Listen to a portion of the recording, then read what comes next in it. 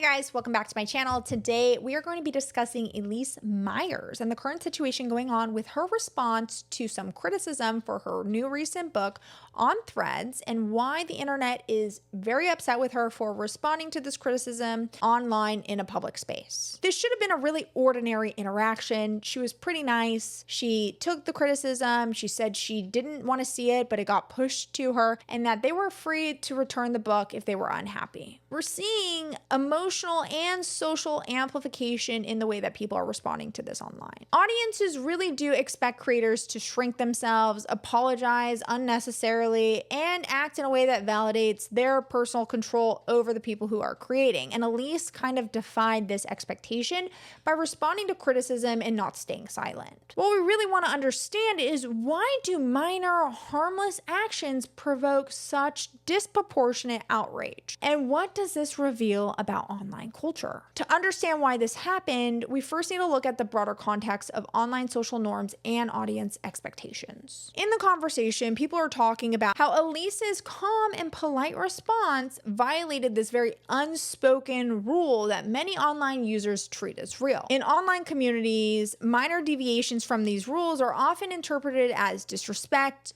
or arrogance, and it triggers a lot of scrutiny and criticism. Who makes up these rules? Sorry, I don't know, because I don't know any of these rules until they appear and I'm like, wow, where is this written? Is this the 10 commandments of how we should be interacting in our day-to-day basis?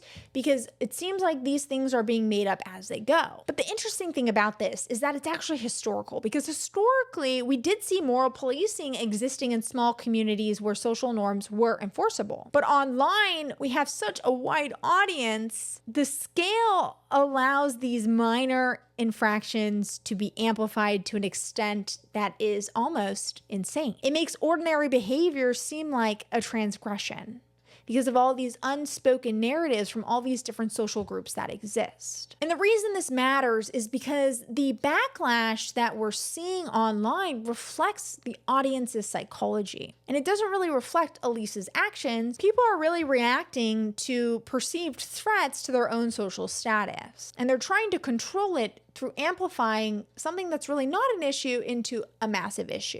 Because in this situation in particular, the person she was responding to responded and they had a really cordial conversation.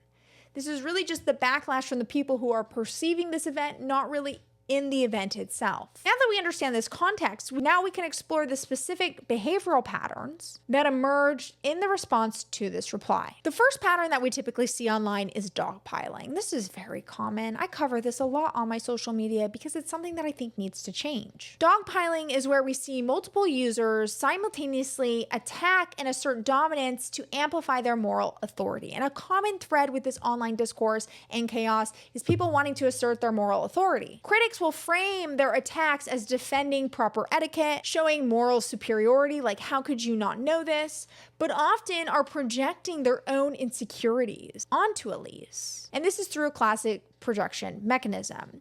What we see with Elise is really interesting as well, because she's somebody who's very vocal about being on the spectrum. And you see a lot of people in these comments who are like, well, I'm on the spectrum and I knew that.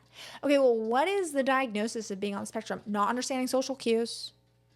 And then we have another group of people who are not on the spectrum who are saying, stop infantizing her. That's the point of the brain. It's a disability for a reason, right? Because they're not able to understand and grasp these social cues. And you know what? Even if you don't have autism and you're not on the spectrum, I don't know where this rule came from. I don't know where it came from. Never heard of it. I could write a book and release it. And if somebody, left a comment, I came across that, I'd be like, oh my gosh, I'm so sorry. It's so horrible. Feel free to return it. And then I would get slammed because I wasn't aware of this natural rule that doesn't exist in the 10 commandments of breathing. And so we're seeing this type of feedback, and it's really interesting because every single reason as to why somebody wouldn't know this unspoken rule is met with more judgment, more projection, and more asserting of I'm better than you and you should be better because I knew this and you didn't. And it's kind of elitist a little bit. And the reality is that Elise's polite response is triggering people's narcissistic injury because it violated their expectations that she would shrink and remain silent. Threads is not an author space. It's Threads. It's crazy. Threads is a crazy place. It gives me a lot of ideas for content, but it's not Goodreads. I don't even know author spaces or book spaces if I'm being honest. I know Threads is not one of them because we're all on Threads. And so even this made up rule wouldn't apply, but people still expected her to take this negative feedback and criticism and not defend herself, because the expectation of content creators is that we're allowed to criticize you, put you down, bully you, but if you say anything to me, then you're hurting my ego because I perceive myself to be lesser, which gives me the ability to punch upward. And socially, this does create a temporary hierarchy where the group does feel more powerful and morally righteous, even though the motivation is rooted in envy or insecurity. These behaviors are not necessarily unique to Elisa's situation, but they do reflect a larger cultural trend where minor actions are blown up online via collective moral policing. And sometimes it's beneficial, sometimes it's not. These internal drives are really just magnified through the technological environment that we're living in today. And this is what turns these minor disagreements into these viral controversies. This is something we talk about repetitively on my channel because it's such a big issue and I want to find a way to resolve this in society. But these social media algorithms reward content that provokes strong emotional reactions, such as outrage, such as judgment, and this increases this visibility to minor conflicts. Where before, something like this, people would just kind of blow off. Like think about in high school, something minor happens, nobody really talks about it because there's bigger fish to fry and we're focused on that and we only have enough bandwidth. With the internet, it's an infinite amount of RAM. We can talk about anything all the time. And so it allows us to amplify even though it's really not that big of a deal. These parasocial dynamics also intensify the issue. Audience feel like they have this personal ownership over creators' behaviors. And so Elisa's autonomy feels like a betrayal. And we should be advocating for creators to have autonomy over themselves because that's healthy. Everyone should have autonomy over themselves. With the online technology, we also see this rapid response and this ability for things to be amplified really reduce the natural social consequences that we would experience for acting impulsively in person. And so this allows for this minor discomfort to really escalate very quickly. Because if this were to happen in real life, it would be squashed in 5 seconds. It'd be kind of embarrassing to have these conversations in person. So what we're seeing is this combination of psychology being paired with the amplification of technology, which explains why these polite replies can actually become this widespread outrage where people are taking things out of context and manipulating them in order to fit the narrative, whichever makes them feel like their biases are true. With technology amplifying these reactions, we can really reflect on what this behavior reveals about society, though, because society is changing and the behavior is evolving. This backlash really does illustrate collective narcissism because audiences are enforcing imaginary social rules to feel morally superior, which is crazy. Empathy is often missing in these types of conversations. And we're starting to see this visibility of appearing righteous being idolized in today's world, where what we should be pushing to the forefront is trying to understand the context and nuance behind these types of discussions. We see this a lot on Twitter. I think this is like where it was born. I don't know. I don't go on Twitter because Twitter scares me, but we also see this in the discussion boards on Reddit as well. These small disagreements are really escalated in order to enforce this social dominance for people who are honestly too scared to get in front of the camera, and they kind of hide behind their screens and create these rules and regulations in order to assert their dominance because they perceive themselves to be less than the creators who are creating, when that's not really the reality of it, but that's the psychology behind the perception. And this pattern really does reinforce this performative control-based culture where we're starting to see this widespread throughout society, where before it used to be just in these subgroups online. And we're rewarding people for punishing people online for having autonomy over their choices and deciding to do what they feel like is best for themselves, instead of following these unspoken rules that are not written down anywhere that you must know if you exist because I know it. And so if I know it, you must know it because I know everything. I'm sure you don't know everything. I'm sure there's things I know that you don't know.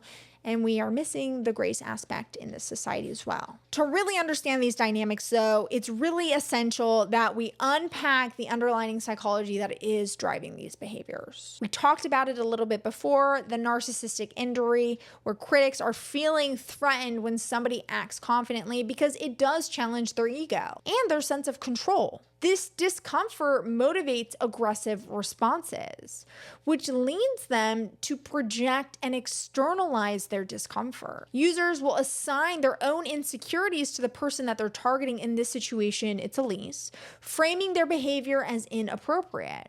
And by externalizing it, they justify their criticism. The way that they're justifying this criticism is through exercising their belief that they have moral superiority, and they're virtue signaling to other people who think just like them. Outwardly, they're having these ethical arguments to mask maybe their envy or their desire to have some type of social dominance. And this makes aggression feel very righteous to them. It also is something that they socially justify and morally justify when we're looking at morals and ethics, it's not really morally justified. But they're trying to combat this hierarchy. This public criticism restores their belief of having power. And temporarily, they feel like they have power and social status when they're in this situation. And maybe that's why we're seeing it happen so often. It's repairing this threatening that they're feeling in their self-image, and it reinforces their perceived social dominance. But it's really rooted in their emotional impulsivity, and this is something that I advocate to really make sure that you work on,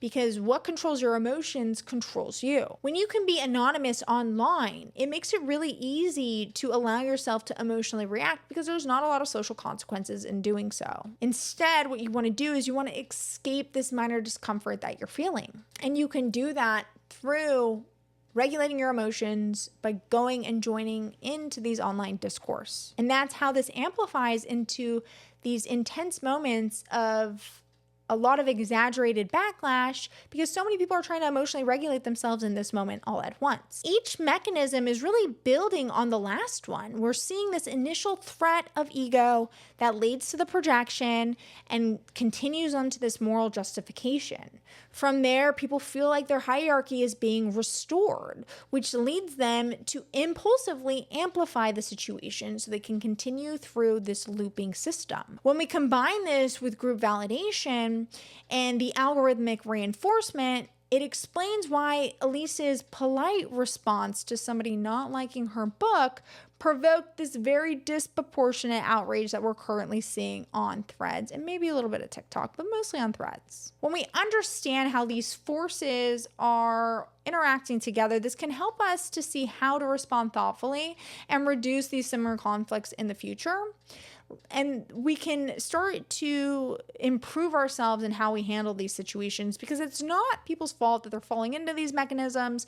Social media plays a really big role in it. And we see this becoming the norm in society because I think people are even unaware that this mechanism is at play. Ways that we can improve the way that we're responding in these moments to mitigate these types of escalations is by making sure that we pause before we react.